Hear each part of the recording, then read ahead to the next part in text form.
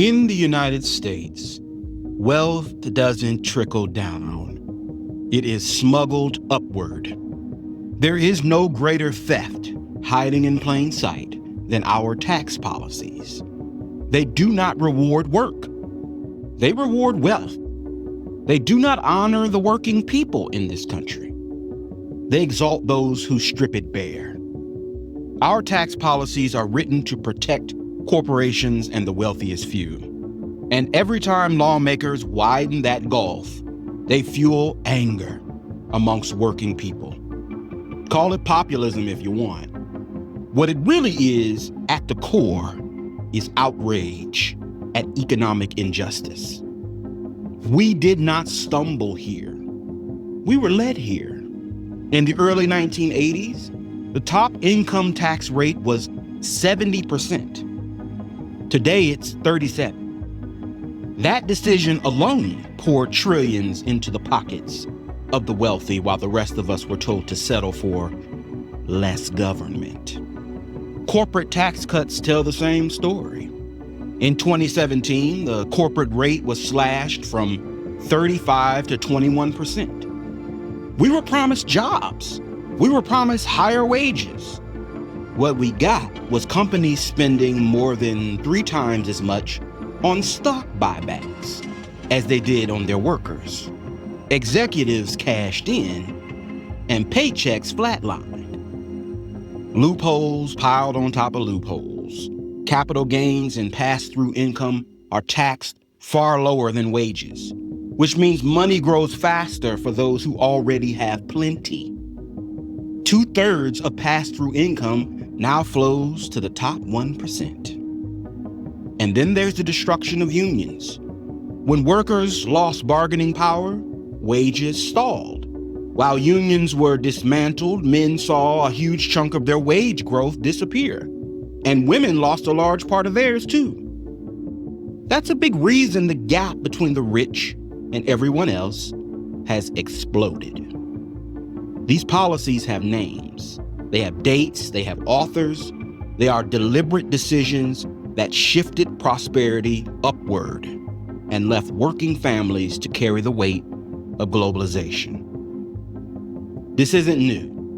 Steinbeck saw it in 1939 when he wrote, "A fruit rotting in the fields while children starve because profit meant more than human need." Nearly a century later, we still live in that contradiction.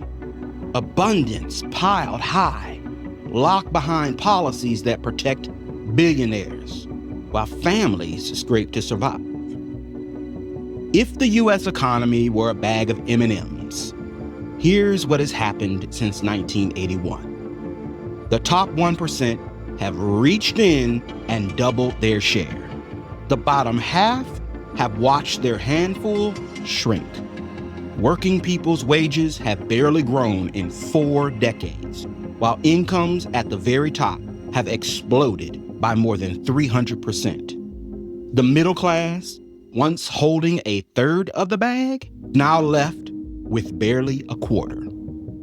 And remember, prosperity has grown. There are more M&Ms than ever before. But instead of sharing, the rules of the game were rewritten so the same few always walk away with the bag. And yet, this does not have to be the story. We can choose something different. We can choose fairness. Reversing this requires courage at all levels.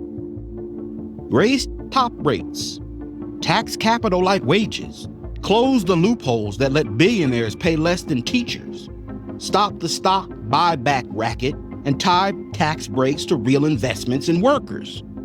Rebuild unions so bargaining power returns to the people who actually do the work.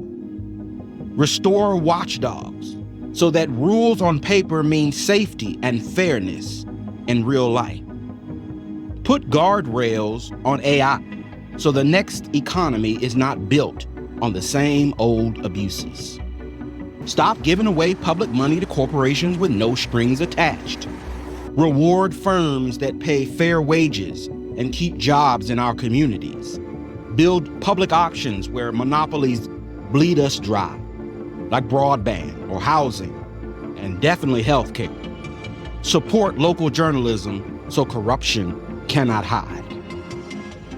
And for individuals, remember the smallest acts are not small. Buy local whenever you can. File complaints when corporations cheat. Subscribe to independent news. Organize at work and in your neighborhood.